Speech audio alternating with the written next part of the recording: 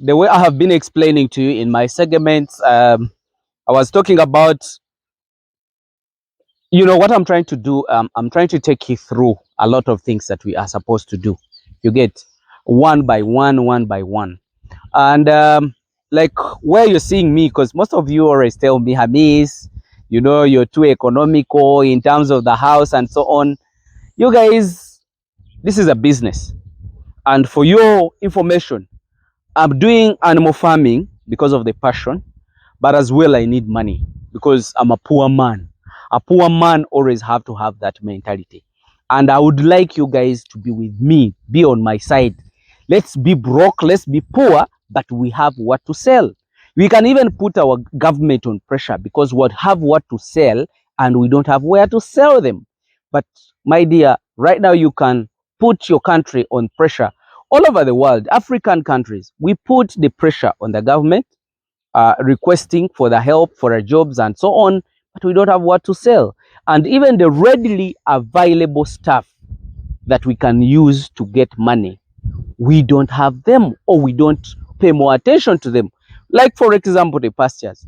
If we had no money to invest in maybe goats and so on, we would have the pastures. Because like now in some of our countries in Africa, they grow natural grasses, and natural grasses are as well nutritious.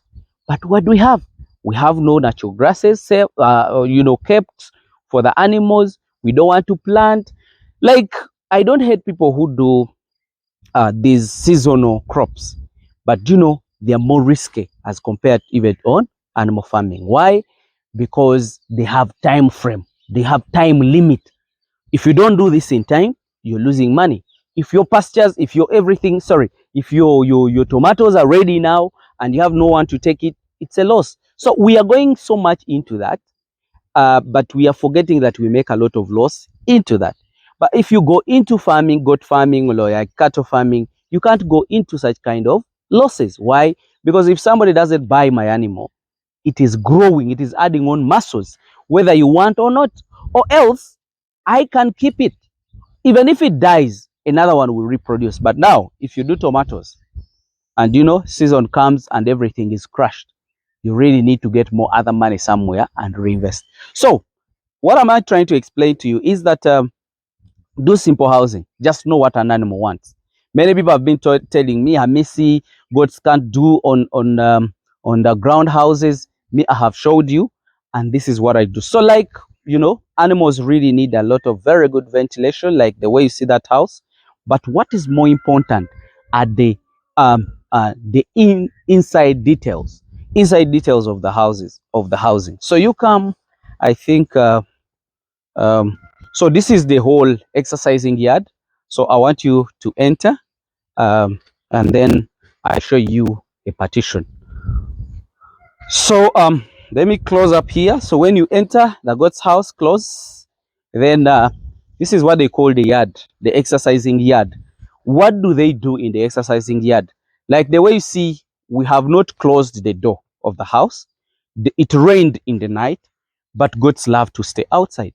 So that's why you need to have what they call the exercising yard. The exercising yard, that's where animals, like mostly goats want. They want to be in open range. So this yard is supposed to be big. Actually, it helps us to accommodate a lot of animals. For us, we count maximum 1 square meter if you want to do. But if you calculate 1 square meter, vis-a-vis the number of animals that you have, you find that the house is going to be too big.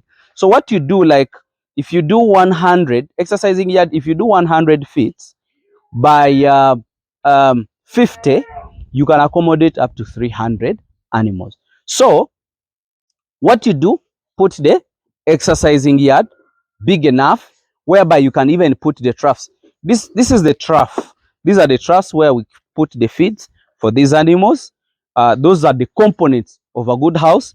You suppose if you're going to do extra feeding, if you're going to do zero grazing, this is completely nice, and this is a complete house because there is exercising yard where animals want to be outside.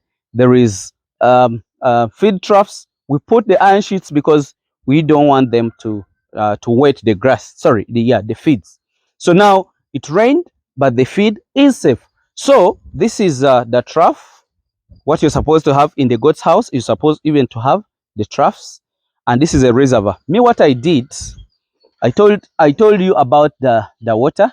What I did after digging the my after digging my shadoof or my water point, I put in a submissive pump.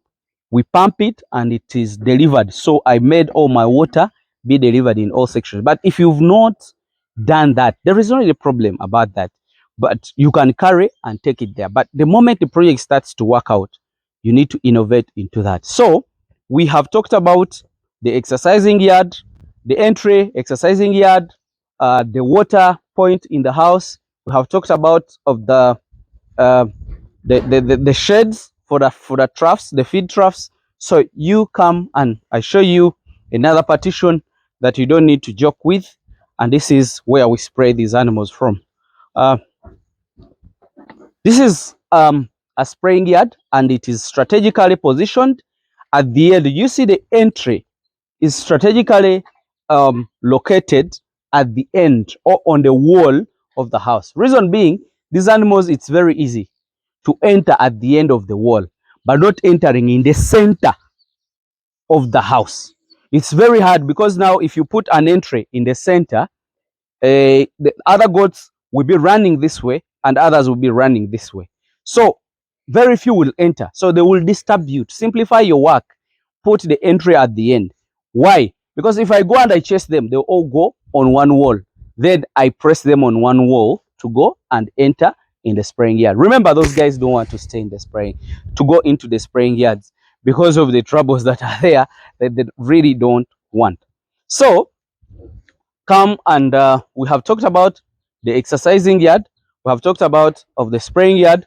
So we are going to see the general shelter. General shelter is this house, which is also has an embankment or control of those animals. Just in case we need to do an activity with these guys, we can easily put them here. But this grass is not good to be in the goat's house. But the rain has been here for the whole week, so it has grown, and they have to remove them. I think I'll talk about them when the time comes of what we are supposed to do. So this is the shelter. So those who want come and stay here. I think you can see when it rained, all of them came in here and they compiled themselves here. So in this flock, I have over 250 goats, and look at how small the house is. So actually, what if I look at the dimensions of this house, here it is around 65 by 50, and I have over 250 goats, and the house is not fully packed. You see, they came in here when it's raining, then after the rain, the animals went outside. So my dear people, this is my piece of advice to you. When you're doing farming, don't think about exaggerating stuff like doing a raised house. If you can afford, well and good. If you can't afford, don't use the money to be invested in animals, to be invested in the shelter. None of the people will take your shelter. They always buy the animals. So my dear, do a technical simple house, but really very well aerated, and it can accommodate your animals. Let nobody tell you that if the house is ground, the animals will die. No, there is no any cause of death because of soil. Actually, maram is much better. Reason being, it sucks the urine and it goes away, then you sweep off your dung. If you cement your house, you're spending a lot of money. Two, you're even making a floor that cannot absorb the water. That means the water will be stagnant and it will not go away. Do you know what will happen? It will start to accumulate the smell. Those fumes are the ones that causes pneumonia. So my dear, after doing all what you're doing, like you have acquired the land, you have put the water, then put the structure for the animals. Then after putting the structure for the animals, the moment you're putting the structures for the animal, my dear people, don't ignore those things, because most of you people don't even have a closer monitoring of the project. Why? Because your farm doesn't even have a toilet. So which kind of farm is that? In for your for your information, you guys, if you're investing more money like me in farming, this farm would be the most comfortable place for you, because that's where a lot of your investment is. You run out of your farm going to wherever you go if you have investments there, but you're leaving your billions there. So make the farm more comfortable than even where you stay. That will pull you from where you stay back to the farm, because this is the future of the project. So this is the future of your family. This is the future of you. That is the future of many generations.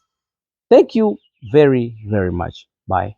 Oh, again, on the part of the God's house, I have to show you the kids' pen. I've told you many times that the guests or the um, the cause of us suffering, let's say suffering to invest, suffering to do a lot of things in goat farming, is all about this.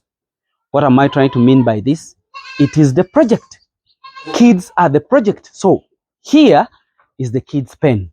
I showed you the exercising yard. I showed you the shelter. I showed you the spraying yard, where you put the troughs, where I put the water. And here is the gist of the project. Because the moment you invest in animal farming, you really need kids.